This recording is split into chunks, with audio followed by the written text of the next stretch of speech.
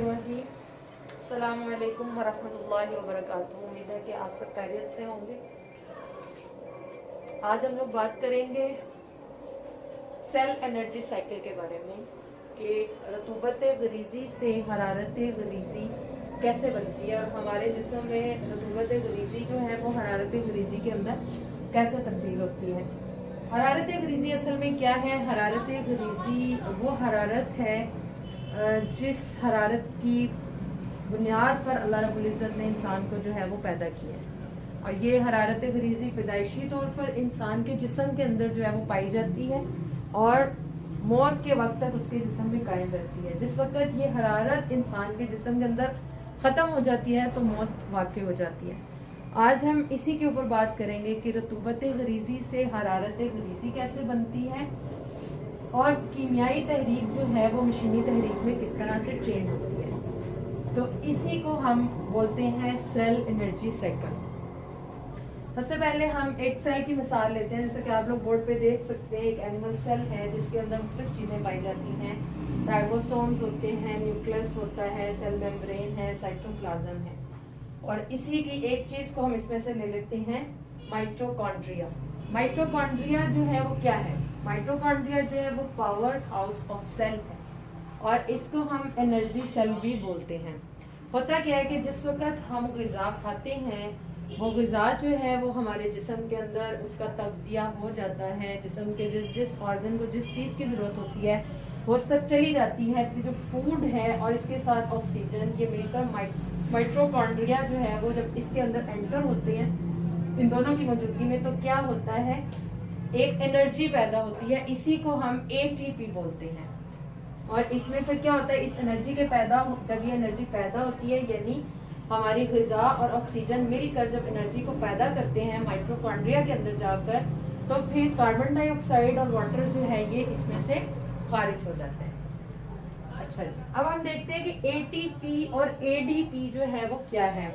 ATP असल में जो है सेल एनर्जी करेंसी है जो कि एडेनाइन यानी कि नाइट्रोजन बेस एक सेल है और इसके साथ इसके अंदर जो है वो ग्लूकोज पाया जाता है और उसके साथ जब फास्फेट के अगर तो 3 एटम पाए जाते हैं तो हम फिर इसको बोलते हैं एडेनोसाइन ट्राइफॉस्फेट। और इसको ट्राइफॉस्फेट इस वजह से कहते हैं कि इसके अंदर फास्फोरस के 3 एटम पाए जाते हैं और इसके अंदर कार्बन के 10 एटम पाए जाते हैं, हाइड्रोजन के 16, नाइट्रोजन के 5 और ऑक्सीजन के 13। लेकिन जिस वक्त जो है वो फास्फेट का यानी कि फास्फोरस का 1 एटम कम होता है, फास्फेट के 2 एटम पाए जाते हैं और adenine plus sugar plus 2 phosphate के एटम पाए जाते हैं, तो फिर उस वक्त हम इसको एडीबी बोलते हैं।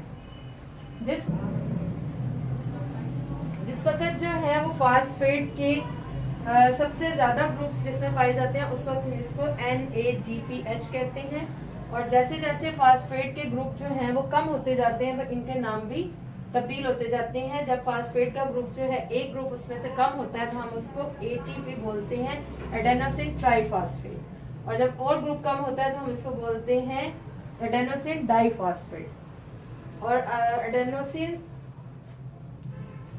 मोनोफॉस्फेट। ठीक है, जिस तरह से जो है वो इसमें इसके ग्रुप्स कम होते जाएंगे तो इसके नाम भी जो है इसी तरह से चेंज होते जाएंगे। और जिस वक्त भी एटीपी में से एक जो फास्फेट का ग्रुप जो है वो खारिज होता है, इससे जुदा होता है, तो हमारे जिस्म को 7.3 कैलोरीज एनर्जी जो है हमारे जिस्म में पैदा होती है। अब हम देखते हैं कि कीमियाई तहरीक जो सी है ये मशीनी तहरीक के अंदर और फिर वापस मशीनी तहरीक जो है वो कीमियाई तहरीक के अंदर किस तरह से कन्वर्ट होती है।